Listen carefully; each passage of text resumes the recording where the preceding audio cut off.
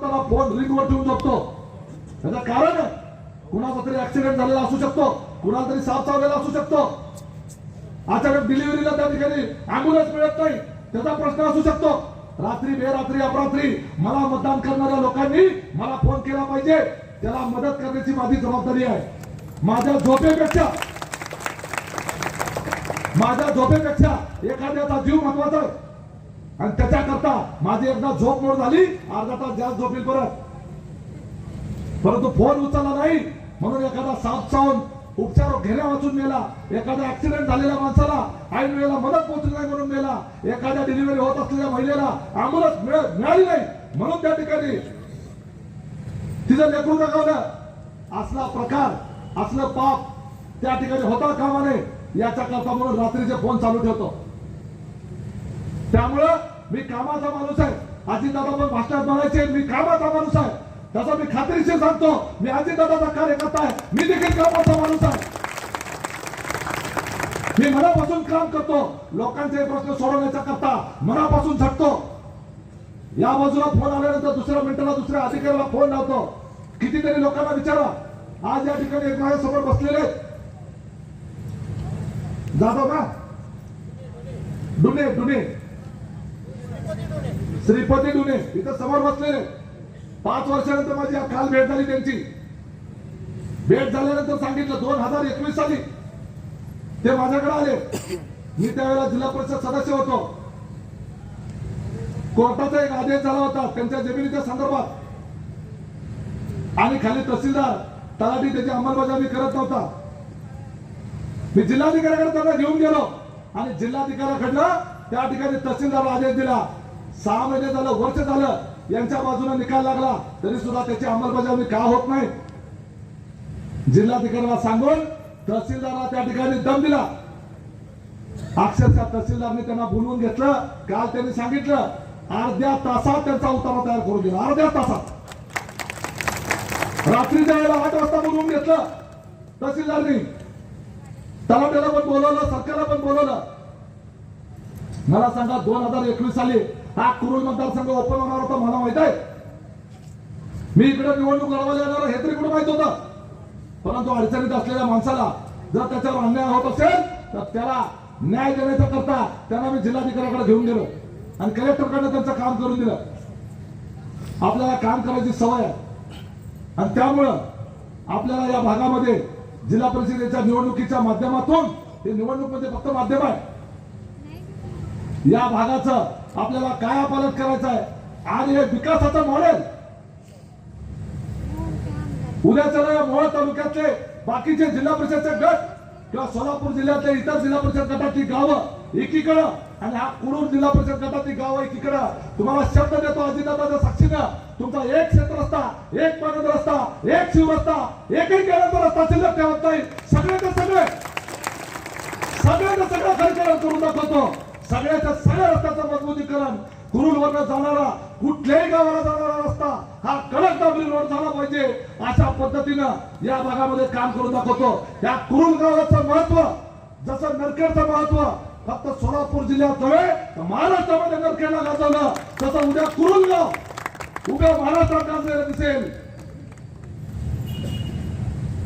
आज आमच्या नरखेडचा माणूस कुठल्याही कार्यालयामध्ये गेल्यानंतर त्या ठिकाणी फक्त नरखेडचा म्हणून सांगितल्यानंतर हा उमेददादाच्या मतदारसंघातला आहे, एका मिनिटात त्याचं काम करतात लोक. दाराचं झोप नाही अधिकाऱ्याचं, त्याचा उद्या कुरुल भागात भेटणार. त्या कुरुल मतदारसंघातला आलाय, सामान्य माणूस कार्यालयात जाऊ द्या, त्या अधिकाऱ्याचं तुमच्याबद्दल तुमच्यावर अन्याय करण्याचं धाडस होणार नाही. कारण त्याला माहित आहे की डायरेक्ट दादाला फोन लावल आणि मला कुणी फोन लावू शकतो. मला मध्यस्थीची गरज लागत नाही, कुठल्याही नेत्याची पुढाऱ्याची गरज लागत नाही. कुणी स्टेजवर बसलेलं असलं आणि उद्या त्यांनी सांगितलं एखाद्याचं ह्याचं काम आपला विरोध काय करायचं नाही, उमेश दादाचा तसला स्वभाव नाही. जर त्याचं काम योग्य असेल, मला मत दिलेलं असो नसो, जर काम योग्य असेल तर करणार. मताचं राजकारण करत नाही, निवडणुकीपुरतं मताचं राजकारण. निवडणूक संपली की सगळा परिसर माझा, सगळा भाग माझा, कुणावर अन्याय होणार नाही, चुकीचं काम करणार नाही आणि चुकीचं करू पण देणार नाही. राजकारण असतं पण एका मर्यादेत करावं लागतं. जरूर कार्यकर्त्याला ताकद दिली पाहिजे, त्यांना मदत केली पाहिजे, परंतु कार्यकर्ता जर एखाद्याच्यावर अन्याय करायला लागला तर त्याला त्या ठिकाणी त्याला आव्हान देखील पाहिजे, अशा भूमिकेचा मी आहे. त्यामुळं सामान्य माणसाचा करता काम करत राहणार हा माझा स्वभाव आहे. माझ्यावर आरोप करतात हा कारखानदार काय म्हणतो, हा उमेश पाटील माझा कारखाना 2 महिन्यात बंद करतो म्हणला. कधी म्हणलं? आहे का काय पुरावा? कुठं आहे पुरावा? कारखाना बंद करतो असं म्हणण्याचा पुरावा दाखवा. आज त्याच्या घाण पाण्यामुळं, ते घाण पाणी, विषारी पाणी आज शेतकऱ्याच्या शेतामध्ये होतो. ते कारखान्यामध्ये त्याची विल्हेवाट लावायची असते, परंतु शेतकऱ्याच्या शेतामध्ये ते घाण पाणी ओतलं जातं. ते पाणी तुमच्या आमच्या विहिरीमध्ये येतं आणि ते आमची लहान पोरं, आमच्या आया बहिणी ते पाणी पितात.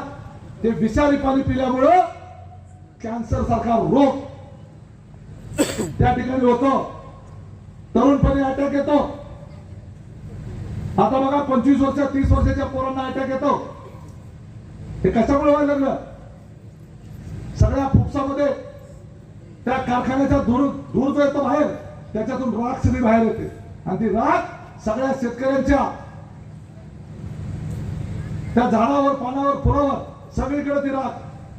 तिकडे जरा कमी असेल, परंतु तिकडे येनकी, आरबळी, ती जवळची जी गाव आहे तिथं तेव्हा प्रचंड त्रास आहे. त्याच्या विरोधामध्ये मी बोललो. हा जकरा शुगर हा कारखान्याचा मालक आज निवडणुकीला उभा आहे. हा धडाधड दिवसा ढवळ्या हा शेतकऱ्याचा काटा मारतो. माझ्याकडे त्याचे पुरावे आहेत. शेतकऱ्यांच्या पावत्या 2014 सालच्या, 2015 सालच्या ते 2026 सालापर्यंत माझ्याकडे काय काय शेतकऱ्यांच्या पावत्या आलेल्या आहेत. त्यातली काही लोक म्हणजे आमचं नाव जाहीर करू नका. ज्यांनी परवानगी दिली त्याचं मी त्या ठिकाणी फेसबुकवर टाकून दिलं. 13 तारखेला एक पावती आहे माझ्याकडे एका शेतकऱ्याची. त्याचा ऊस गेला 13 तारखेला. मोकळ्या ट्रॅक्टरचं वजन आलं 8 टन. तो ऊस त्याला कारखान्यात घातला. 2 दिवसाला पुन्हा दुसरी खेप गेली. 15 तारखेला ट्रॅक्टर तोच, ऊस पण तेवढाच. ऊस काय कमी जास्त किती होणार आहे? 200-500 किलो कमी जास्त, बरोबर? ट्रॅक्टर तोच आणि मोकळ्या ट्रॅक्टरचं वजन आलं 12 टन. 2 दिवसापूर्वी 8 टन आणि 2 दिवसानंतर तोच ट्रॅक्टर 12 टन वजन झालं. त्यानं तक्रार केली. तो कारखान्यामध्ये चेअरमनला भांडायला गेला. चेअरमनला म्हणजे हे आताचे उमेदवार आहे ना, त्याला भांडायला गेला. मला माझा हा कालचा ट्रॅक्टर आहे, काल 8 टन होता, आता 12 टन कसं काय झाला? म्हणजे मोकळ्या ट्रॅक्टरचं वजन जेवढं जास्त तेवढं उसातनं वजा होणार ना.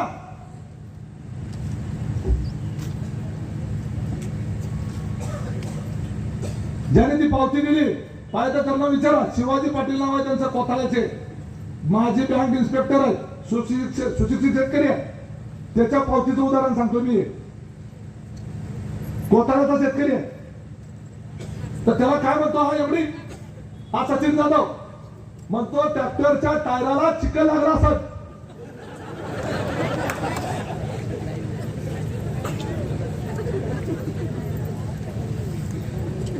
आता 4 टनाचा चिखल ह्याच्या तोंडाला फासला पाहिजे का नाही?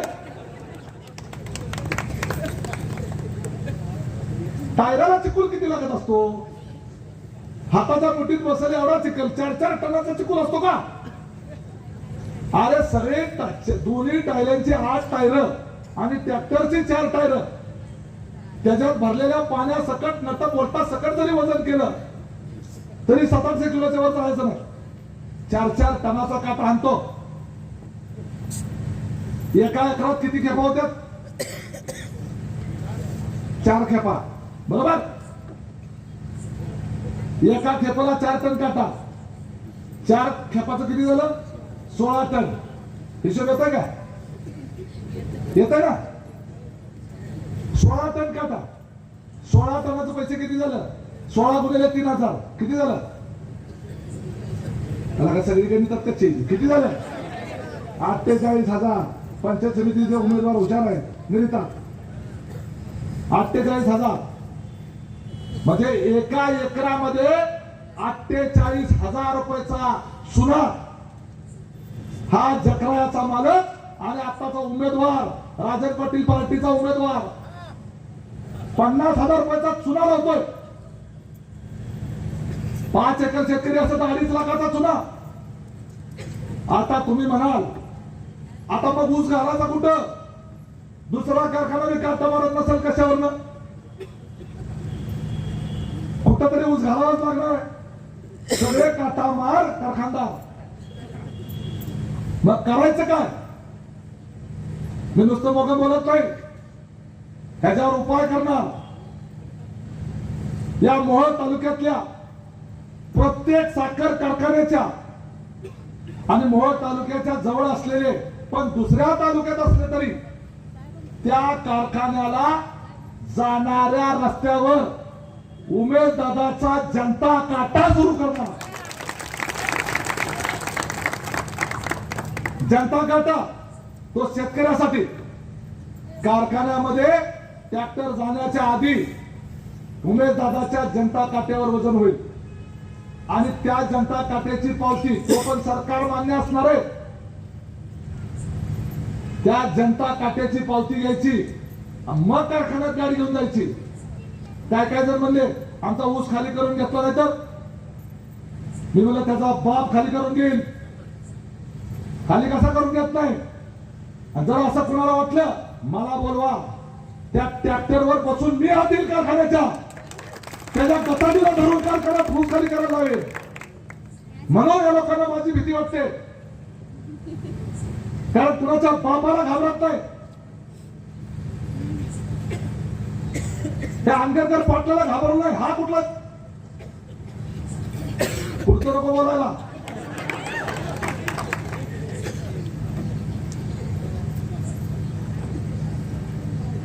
ह्याला पोलीस स्टेशनला धरून नेला होता एकदा. हा ना साहेब, तो किस्सा तर मजेशीर आहे. ह्या तुमच्या आता उभारलेल्या उमेदवार जो आहे, काल कुठेतरी लेट आल्यासारखा बोलत होता. माझ्या तोंडावर बोलून दाखव, हिंमत असेल तर माझ्या तोंडावर बोलून दाखव.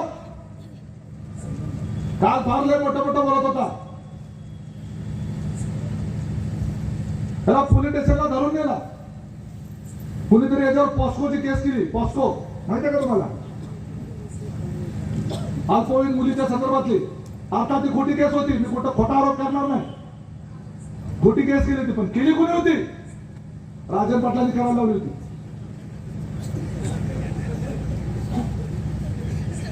केस करणारा कोण? राजन पाटील. मला फोन केला त्याला पोलीस स्टेशनला. अंकुश माने नावाचे त्यावेळेला एके होते कांती पोलीस स्टेशनला. मी खोटं बोलत असेल, अंकुश माने आधीच सांगितलं, मी अजितदादाच्या समोर बोलतोय, त्यांच्या अस्थिच्या समोर बोलतोय, एक शब्द खोटं बोलणार नाही. त्याला पाकिटमार असतो का? पाकिटमार एसटी स्टँडवर पकडलेला पाकिटमार असतो का? मोबाईल चोर, पाकिटमार, साखळी चोर. त्याला कसं कोंबडा करून बसू द्या पोलीस स्टेशनला, तसं याला कोंबडा करून बसवला होता पोलीस स्टेशनला.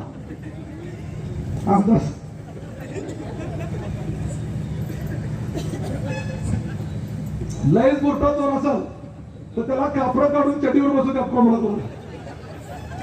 ही जरा मोठा चोर होता म्हणून कापडा सकट बसवला होता.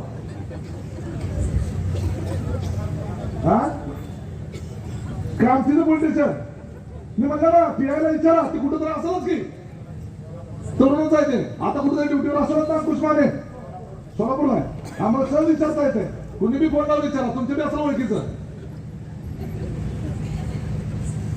मला फोन आला, दादा म्हणला की राजन पाटलांनी माझ्यावर खोटी केस केली आणि मला इथं पोलीस स्टेशनला आणून बसवलंय आणि कोंबडा करून बसवलंय. कोट्याधीश माणूस, कारखान्याचा मालक, ते पीआय मला फोन करायला लागतो रे, फोन खाली ठेव. मला आवाज यायला लागलाय. पीआय त्याला बसवताय, फोन कुणाला लावलाय त्याचा फोन गेला काढून मला आवाज लावायला सांगितलं. मग ते हळूच म्हणते उमेदवाराला लावलाय. मग जरा पीआय नरमला, उमेदवाराचा आहे होय, मग मला दे इकडं. लक्षात घ्या, हा कारखान्याचा मालक आणि उमेदवार तुमचा सर्वसामान्य शेतकरी. एका मिनिटात पीआय माझा फोन घेतला. उमेदवाराचा फोन आहे म्हणल्यानंतर त्यानं आदरयुक्त भीती असावी लागते अधिकाऱ्यांच्या मनात. ताबडतोब फोन घेतला. मी म्हटलं पीआय साहेब, एक कारखान्याचा मालक आहे होतो, हजारो शेतकऱ्यांना ऊस तिथं जातो, कोट्याधीश माणूस, आणि त्याला तुम्ही असा पाकिट मारासारखा पोलीस स्टेशनला का बसून ठेवलाय? ते म्हणले त्याच्यावर गंभीर गुन्ह्याचा तक्रार आहे, अल्पवयीन मुलीच्या संदर्भातली तक्रार आहे. मी म्हटलं त्या तक्रारीची शहानिशा केली पाहिजे. बोगस खोट्या तक्रारीमध्ये त्याला अडकवण्याचं षडयंत्र असू शकतं. पीआय म्हणले आम्ही त्याचा तपास करतोय, पण याला धरून आणला पाहिजे ना. मला लक्षात आलं की याला काही सोडणार नाही. याच्यावर त्यावेळेला आमदाराचा दबाव असता, रेशोनमाने आमदार, त्याचा फोन येत होता सारखा त्याला हात घाला म्हणून. मग मी अजितदादा आणि योगायोगाने मी त्या दिवशी अजितदादा बरोबर होतो. योगायोगानं पुण्यावरनं बारामतीला चाललो होतो आणि मोरगाव माहिती ना गणपती, मोरगावचा गणपती, त्या ठिकाणी दादा त्या ठिकाणी सर्किट हाऊसला वॉशरूम साठी गेले आणि तेवढ्यात त्याचा फोन आलता. एक मिनिट इथं साक्षीदार पण आहे त्याचा. ही माझ्यासोबत होता बघा संतोष चव्हाण. काय योग आहे, काय योग आहे. ही पंढरपूरचा, ती माझ्या प्रेमाखातर आलं इथं सभेला. पंढरपूरचा आहे, तिकडचा देगाव नारायण चिंचोलीचा. ह्याचं काम होतं म्हणून अजितदादाकडे गेलो होतो. आणि दादा वेळ मिळाला नाही, दादा मध्ये बस माझ्या गाडीत म्हणून गाडीत गेलो. आणि त्या मोरगावच्या तिथं असताना त्या सचिन जाधवचा मला फोन आला, पोलिसांनी धरून नेले म्हणून. मग अजितदादा तिथं सर्किट हाऊस मध्ये उतरल्यानंतर दादाला म्हटलं असं असं त्या जकरा कारखान्याच्या मालकाला त्या राजन पाटलांनी षडयंत्र करून खोटी केस करून त्याला पोलीस स्टेशनला आणले, त्याला मदत केली पाहिजे. अजितदादांनी एसपीला फोन लावला आमदार साहेब. त्यावेळेला तेजस्विनी सातपुते त्या सोलापूरच्या एसपी होत्या, त्यांना फोन लावला आणि त्यांनी सांगितलं दादांनी एखाद्या उद्योजकावर अशा पद्धतीनं राजकीय हेतून कुठली कारवाई होता कामा नये, ते नीट तपासा आणि खोटा गुन्हा असेल तर त्या पीआयला ताबडतोब तिथून त्याची ट्रान्सफर करा, नाही तर सस्पेंड करा. त्यामुळे पीआय गेला घाबरून, एसपीनं झापाला दिला आणि ताबडतोब त्या सचिन जाधवला सोडून दिलं. आणि ते गुन्हा खोटाच होता. पूर्वीचे जुने गुन्हे जे केले होते दाखल ते सुद्धा जवळपास काढून टाकले. विचार करा, हा कारखान्याचा मालक, करोडपती, कोट्याधीश माणूस, त्याच्यावर होत असलेला गुन्हा पोलीस स्टेशनला त्याला धरून नेल्यावर त्याला वाचवणारा मी, लक्षात ठेवा. मला सांगा, उद्या जर तुमच्यावर गुन्ह्यावर असा प्रसंग आला, त्याच्यावर प्रसंग आल्यावर त्याला मला मदत मागावी लागते, तर तुम्हाला काय सोडणार तेव्हा? त्यामुळे हा कुठल्याही पद्धतीनं राजकीय काम किंवा पुढारी व्हायच्या योग्यतेच आहे का? त्याला कारखाना जो बंद पडत होता त्यावेळेला सुद्धा मी अजितदादाकडे वाचवला. अजितदादाने त्या पोल्युशन कंट्रोल बोर्डचे अविनाश ढाकणे म्हणून एक IAS ऑफिसर आहे, त्याचा कारखाना सील होणार होता. त्यावेळेला मी अजितदादाकडनंच, त्यांनीच मला फोन केला. आणि हे जर खोटं असेल तर सचिन जाधवला माझं चॅलेंज आहे, इथं मॅडम चॅनलवाले सगळ्यांना जाऊन विचारा त्याला की उमेश पाटील जे बोलले ते खोटं आहे का खरं आहे? जकराच्या मूर्तीवर हात ठेवून सांग, कारखाना तुझा सील होणार होता, कोण करत होता सील? कोण बंद पडणार होता? राजन पाटलाच्या तक्रारीवर ना, राजन पाटलाच्या कार्यकर्त्यांनी तक्रार केली, तो कारखाना बंद करणार होते. परंतु दादांनी सांगितलं त्या अधिकाऱ्याला त्याला दंड करा, त्या दुरुस्त्या करायला, ते घाण पाणी, ते धूर, ती राख, त्याला 6 महिन्याची मुदत द्या, त्याच्यावर उपाययोजना करायला. परंतु एखादा कारखाना बंद करणे हा उपाय नाही. ऐन सीझन मध्ये कारखाना बंद पडला तर शेतकऱ्याचं नुकसान होईल. आणि म्हणून करता त्यावेळेला त्यांनी मला फोन केला. मी अजितदादाला सांगितलं, दादाकडनं त्या अविनाश धाकणे म्हणून साहेब होते, त्यांना फोन केला आणि याचा कारखाना त्यावेळेला बंद पडण्यापासून वाचवला.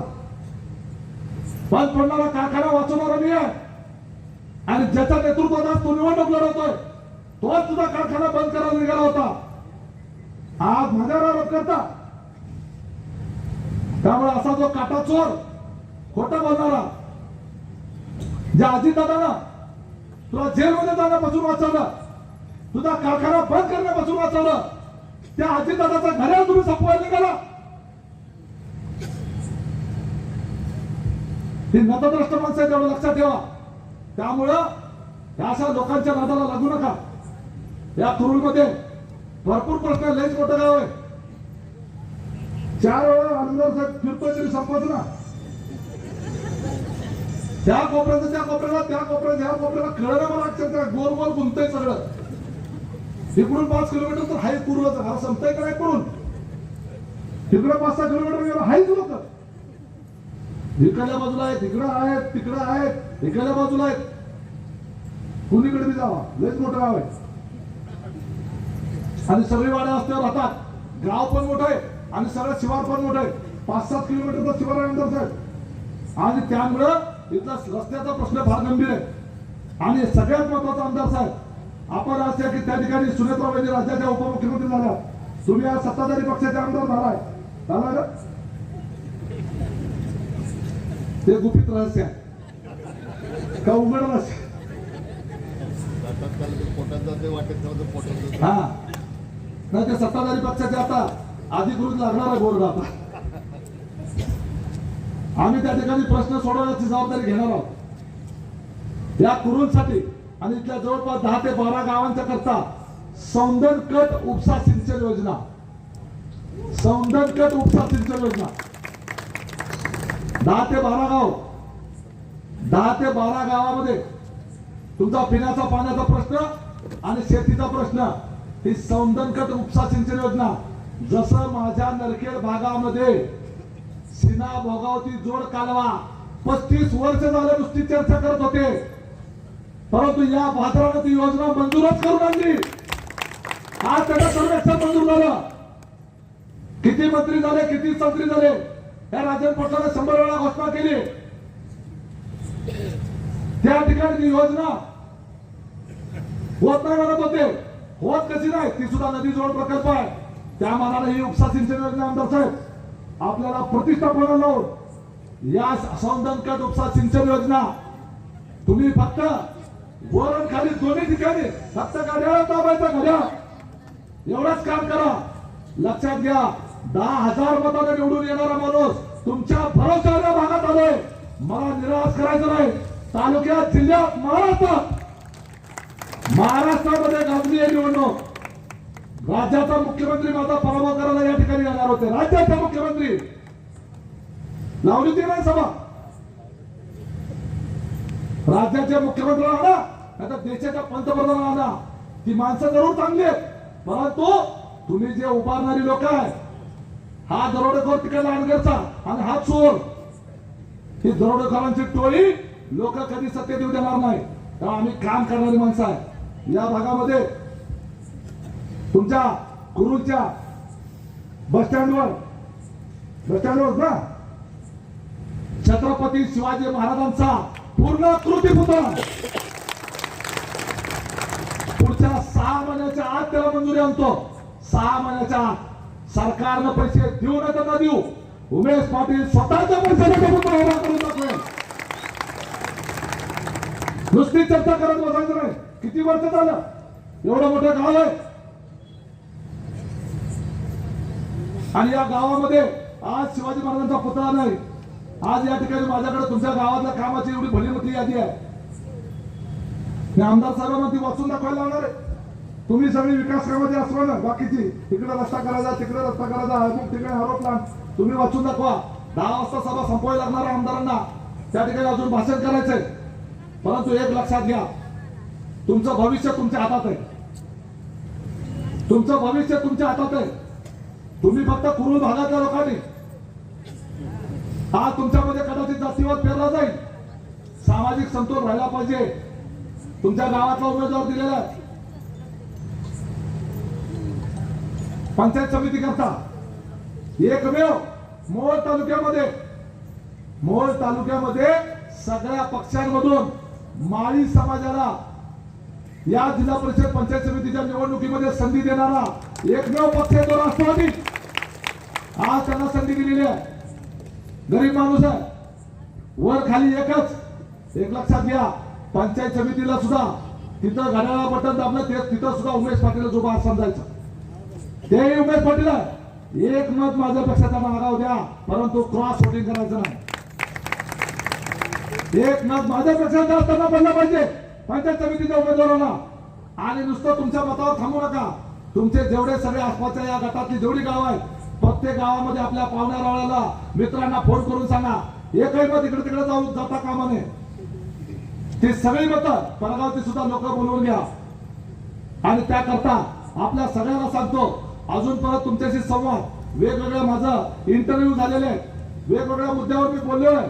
ते सगळं तुमच्यापर्यंत पोहोचलंही असेल. ज्यांना पोहोचलं नसेल त्यांनी त्या ठिकाणी माझ्या त्या मुलाखती बघा. कारण वेळ राहिलेला मला अजून भरपूर बोलायचंय, परंतु वेळ त्या ठिकाणी कमी आहे. आमदार साहेबांना त्या ठिकाणी बोलायचंय. परंतु एक तुम्हाला शब्द देतो, अजितदादाचा अस्थि केल्याशित आहे.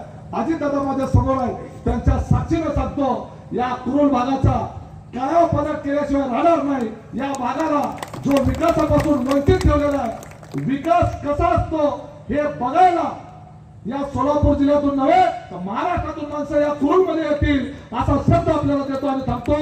जय हिंद, जय महाराष्ट्र.